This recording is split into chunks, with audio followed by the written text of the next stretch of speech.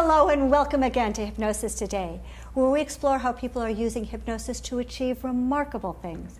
If you've just joined us, I have two very special guests for my second segment. My first guest is Jillian Faith. Now, she is an honors grad of HMI College of Hypnotherapy, and she has with her her very special guest, Mike. Now, Mike came in to see Jillian to use hypnosis to overcome hoarding. Please help me welcome my guests. Well, this is a very topical thing to talk about right now, Mike. It's gotten a lot of press recently. Can you tell me a little bit about your journey with hoarding? Well, I didn't really understand what hoarding was till I heard it mentioned in passing. I always figured, once I learned what hoarding was, that it was always the extreme. I didn't even know that there were levels.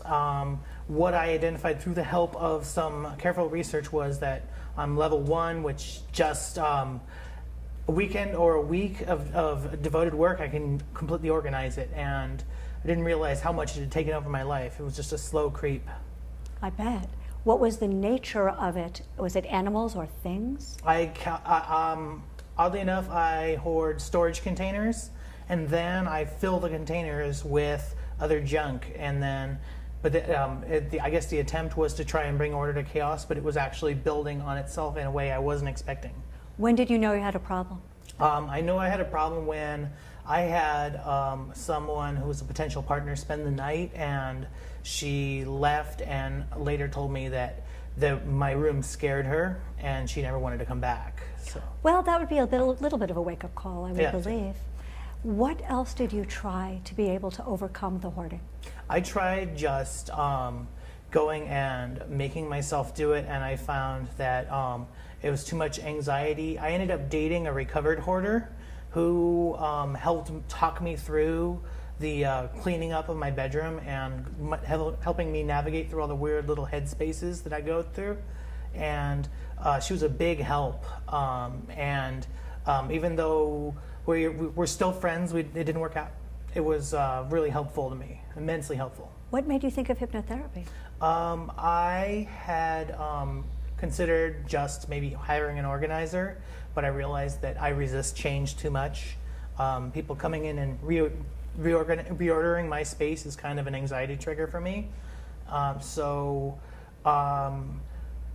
Jillian is actually, I'm a massage therapist, so she was one of my clients. She offered to do a consultation. We tried it, and I just had immediate results. Oh, wow. So I love this because I love working with other professionals. And isn't it interesting, Mike, how in your professional life, I know that you're extremely organized. I know you show up on your appointments on time. I know you are the top professional. And yet in your personal life, things are a little bit different, a little more chaotic, as contrasted with the order. Mm-hmm. And I love that you were able, even being his client, to share with him what you did. And now we help each other. What was your experience like with hypnotherapy?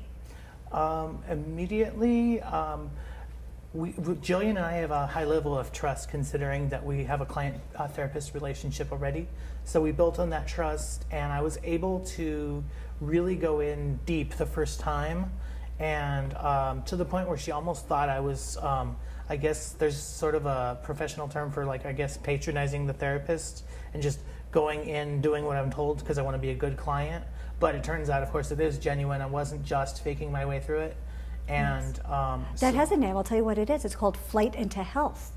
Okay. When you are the best client that you can be, and then you have a hypno-miracle, and that is opposed to really accessing the subconscious mind and getting the true benefit. So, Jillian, tell me about what you thought was going on as opposed to what was really going on. With Mike, in specific, he was going so deep that his breathing had gone so shallow, it almost looked like he fell asleep. Got it. Okay, I really, really get it. And what was hypnosis like from what you read about to what you experienced? For me, I had never seen it taken seriously in writing. It was always sort of treated as a novelty or a feel-good practice. And to actually experience it and to see myself go in deep, I mean, it was downright surreal, the things that I saw in my own mind. You know, it's so funny to hear you say that, because when you talk to people about massage therapy, people can think, that's a feel-good therapy. But you know the true healing value of it. And it's so funny to say, well, hypnotherapy must be one of these like feel-good therapies. Jillian, how do you help somebody with hoarding? Most of the time, Lisa, hoarding and anxiety are connected. So I use systematic desensitization. Can you describe it for us? I put a client into a trance state using various types of inductions. With our first one, we use traditional Cappuccinian arm raising.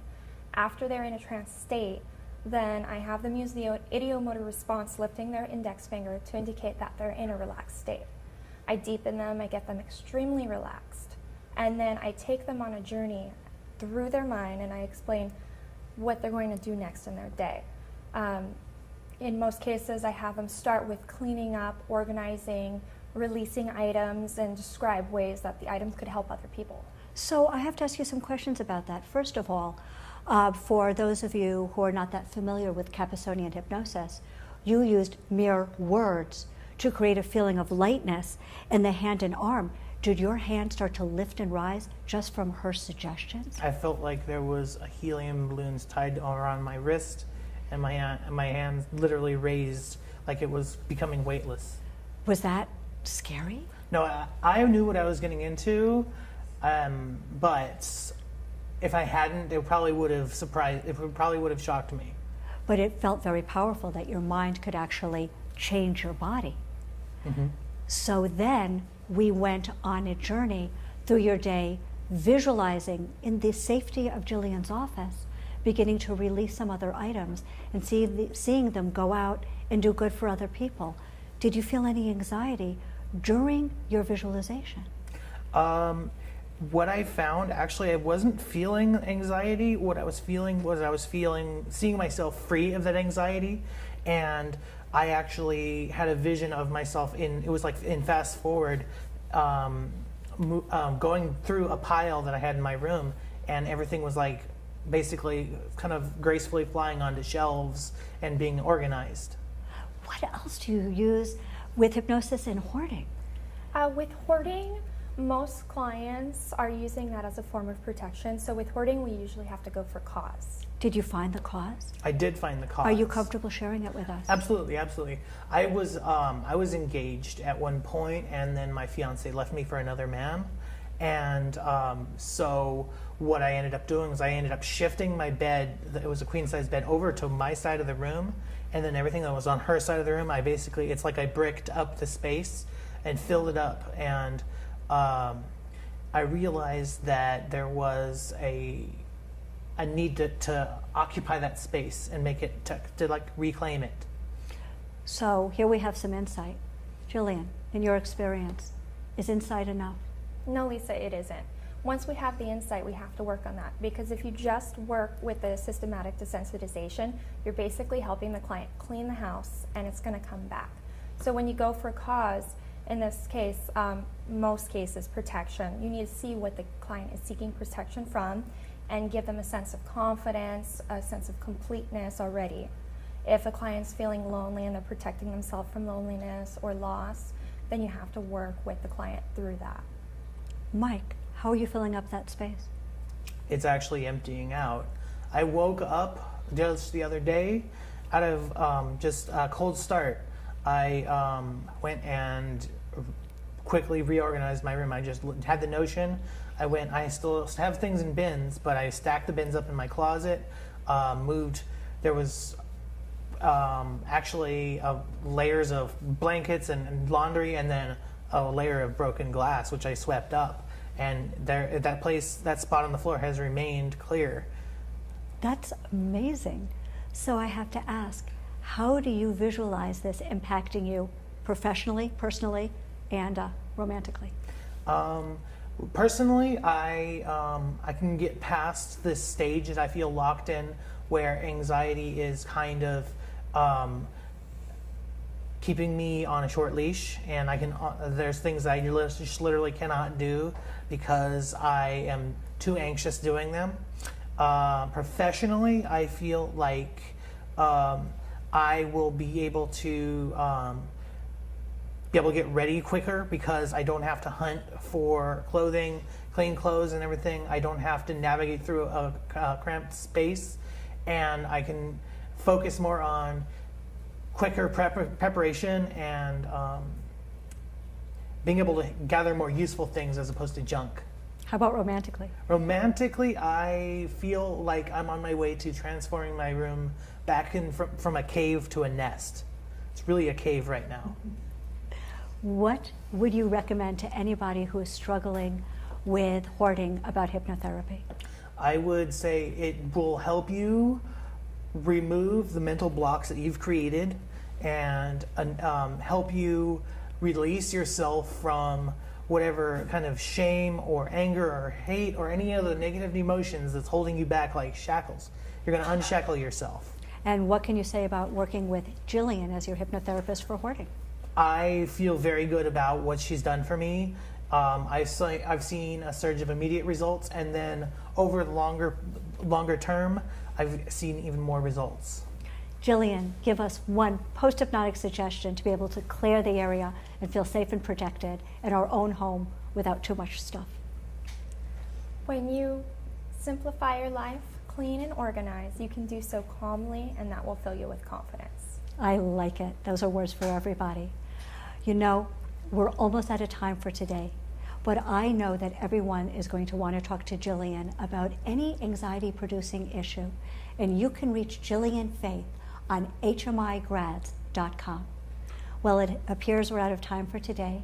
I want to thank Jillian Faith and Mike for coming in and sharing that very personal and touching journey. I want to thank everybody in the studio audience and those of you watching at home. My name is Lisa Machenberg, and I hope you will join us next time when we meet more people and explore how they are using Hypnosis Today. But please stay tuned. We have a lot more coming up for you on Hypnosis TV.